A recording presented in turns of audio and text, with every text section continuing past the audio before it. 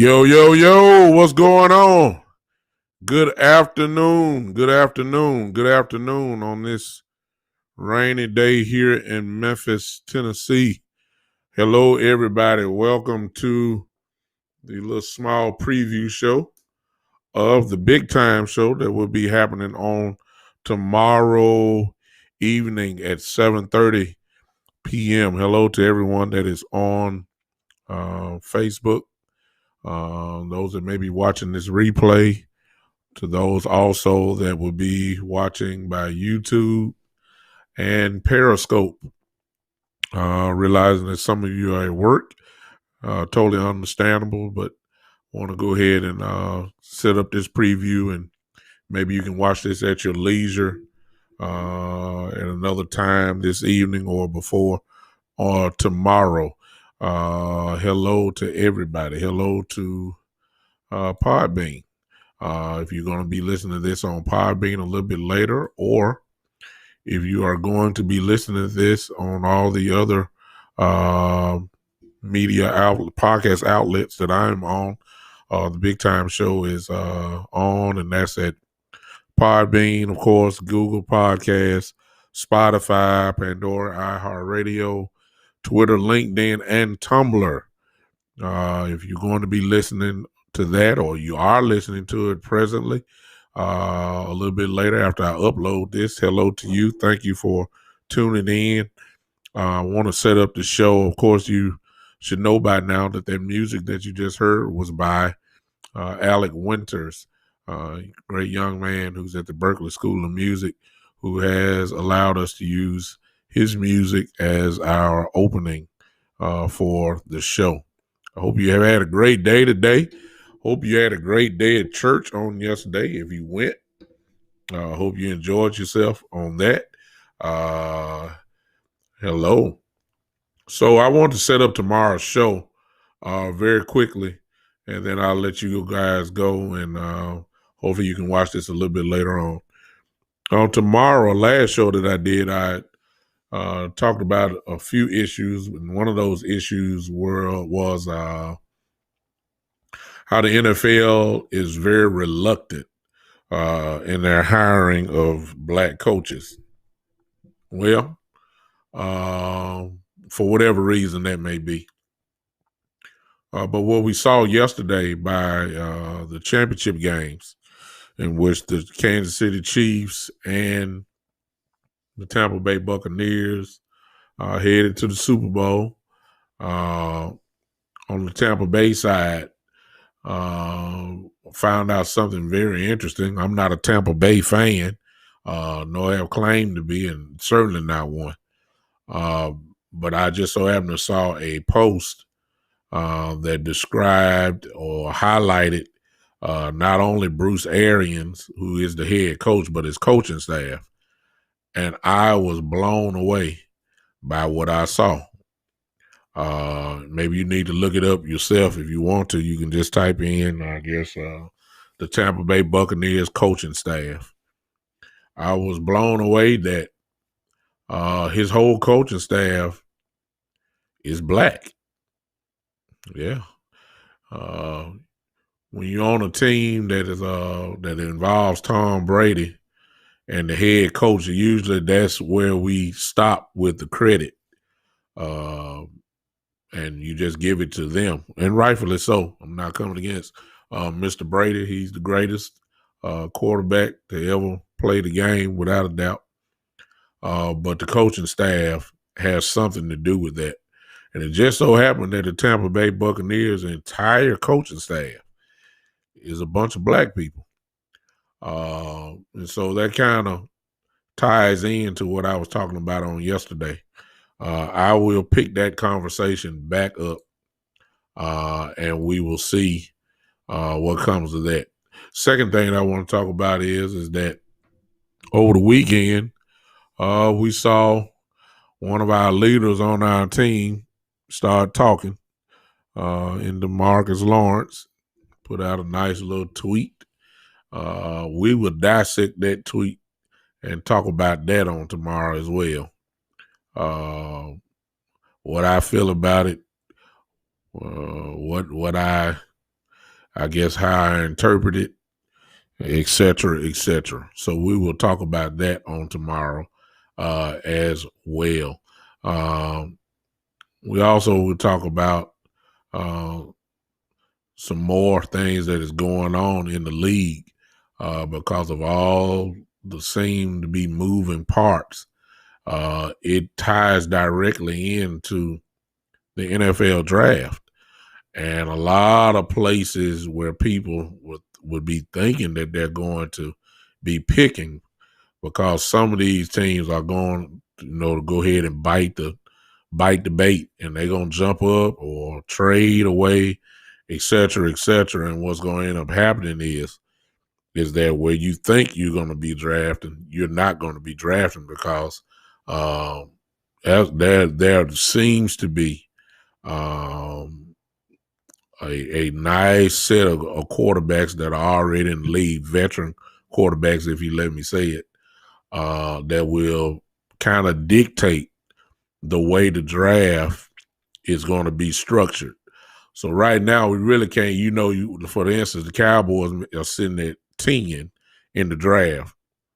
Well, with all this movement around, I don't know, I don't know if the Cowboys will be really drafting at 10. I don't know if there's going to be a need to move up. And if certain players aren't there according to what their liking is, not the fan base liking, their liking. We may want, for instance, Kyle Pitts, the tight end from Florida, where they may be thinking they want a total defensive player. Hey, Tommy, what's up, man? I see you. What's going on? That's what I was talking about, Tommy, with the quarterbacks that seem to be coming out. Not coming out as in the draft, but the quarterbacks that are now talking as if they're ready to get out of Dodge, get out of their place. There are some things that are going to happen inside the draft, as I've been saying before all this started, that is going to affect some of the places where people are drafting. And if, like, for instance, if the Cowboys, as I just said, is there at 10, which we are, and if our certain player, or at least the player that they don't want is there, will we drop back in the draft, or will we go ahead and just get the quote unquote best player available? These are the things that you got to pay attention to, especially when you got some top-notch quarterbacks, like Tommy just said about, for instance, Matthew Stafford is one of those quarterbacks that have, it seems as if his days in the place where he has been for a long time is now over. So we all know about Stafford playing in Detroit. And Tommy asked me, are the Cowboys going after him? I don't think so. Tommy. This may have been maybe 2 years ago and this situation came up, then probably they would. I don't think they're going to go that route.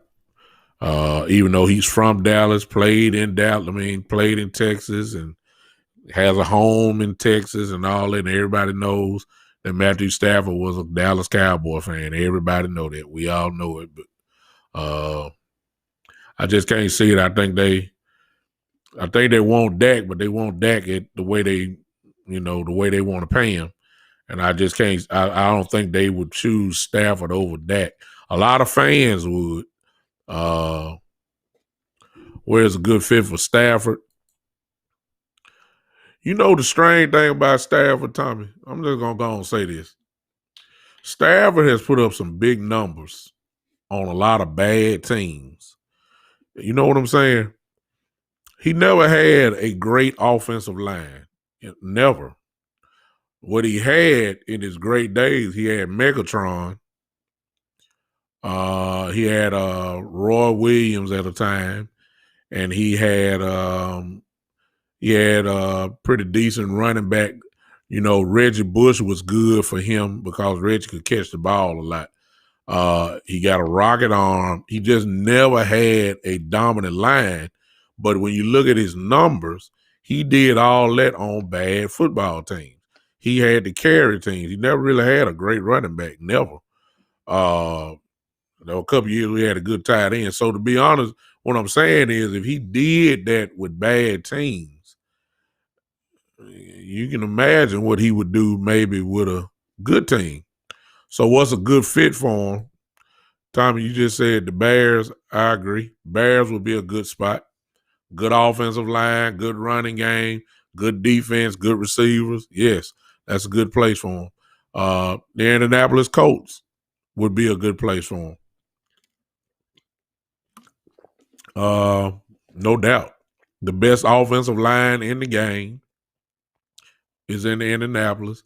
Got a great running back. You got some pretty good receivers there, and you got a pretty good defense over there. So the Colts would be definitely a good spot for him. It all depends on how you want to go with it. You know what I'm saying? There's some more teams that could use the services of a guy like him. I think Stafford is still good. I've always said he's good.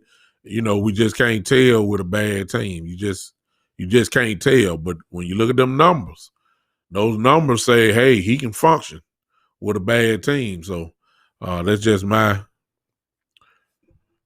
Tom asked me how I think Philly new coach would do. I could care less, Tom. I hate the Eagles. He's young and innovative, so we just got to figure out what his style is. Whoever the coach will be will have to accept Carson Wentz. I'm quite sure Wentz had something to do with it. They kind of chose Wentz by the hire that they did. So Wentz probably would be starting it all off, and Wentz probably gonna have a little chip on the shoulder, but I'm not, I ain't really worried about Wentz. Wentz is gonna make a mistake.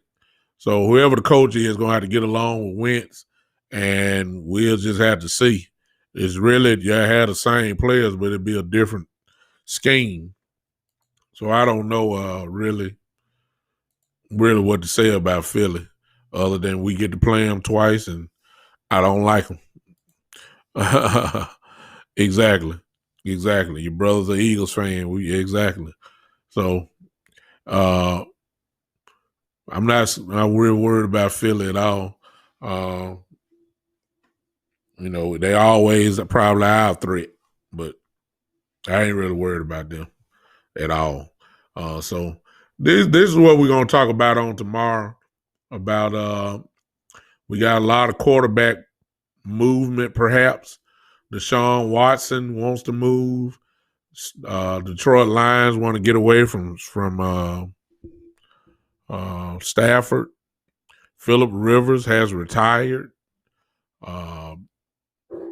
Dwayne Haskins has went to Pittsburgh.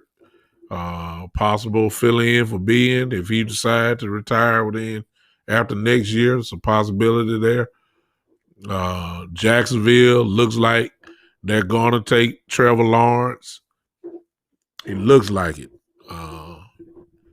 But if Aaron Rodgers has, even though I don't believe him, but he's opened up his mouth and he doesn't think things are right. It wasn't right this year coming in, and you just never know with some guys. Let's talk to Aaron Rodgers. May be frustrated with Green Bay, and if that is the case, Aaron Rodgers would just dominate the headlines from now on. They're already talking. Everybody's already talking. A good fit for him would be Los Angeles or the San Francisco 49ers. That's already been put out today if you've been watching ESPN. And, that scared me. I got to admit, that scared me. Can you imagine Aaron Rodgers with the 49ers coming back next year? All the guys, all the injuries. Can you imagine Aaron Rodgers with the 49ers with that defense? Oh, my God. That's a scary thought. That is. That's very scary. So I don't think that's going to happen, but it's worth talking about the what ifs. We'll kind of briefly talk about that tomorrow as well. So 7:30 tomorrow evening. 7:30 tomorrow evening. Here I'll be Facebook Live. You can do that. I will be on Podbean. That's where I am. That's my home for my podcast show. We will be there at 7:30 tomorrow evening live. I hope you guys join me. Hope you guys take out a little time and hang with me for a little bit as we talk about these things. Hopefully, I won't bore you to death. I usually don't because I'm funny and a little crazy sometimes. So you know how it goes. You people come on and hang with me. Tell somebody about the show. Share the show, et cetera, et cetera. If you really want to help me out, go to Podbean. Podbean. Go there, search out the Big Time Show podcast, and simply just follow it. That would be nice if I could have I got almost 2,200 Facebook friends.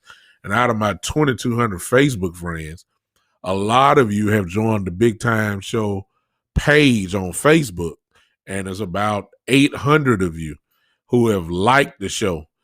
I appreciate it, but that wasn't, I do appreciate it, no doubt. But can I get some of you to go to Podbean? If you're watching this, go to Podbean, Podbean, and search out the Big Time Show and follow me on there. Why do you do that? Because you may not get the chance to see me on Facebook like this, but you can hear me live. You hear the show live just by audio. You hear with my voice like that. Plus, that's my podcast home. When you follow me, the more followers that I have, it actually helps me out in the area of Podbean. And one day I'll explain all that to you guys, but that's neither here or there. But it would be nice if a lot of you would. I would appreciate it. Just go to Podbean and go follow the show on Podbean, Podbean. Follow the show there as well as you do here, and we'll check it out. So I appreciate you guys. 7:30 on tomorrow. 7:30 on tomorrow evening. It will be another edition of the Big Time Show. I'm looking forward to it. I hope you guys decide to come hang with me. I would appreciate it so much. We'll see you tomorrow evening, 7:30, the Big Time Show. Get ready for it. We coming.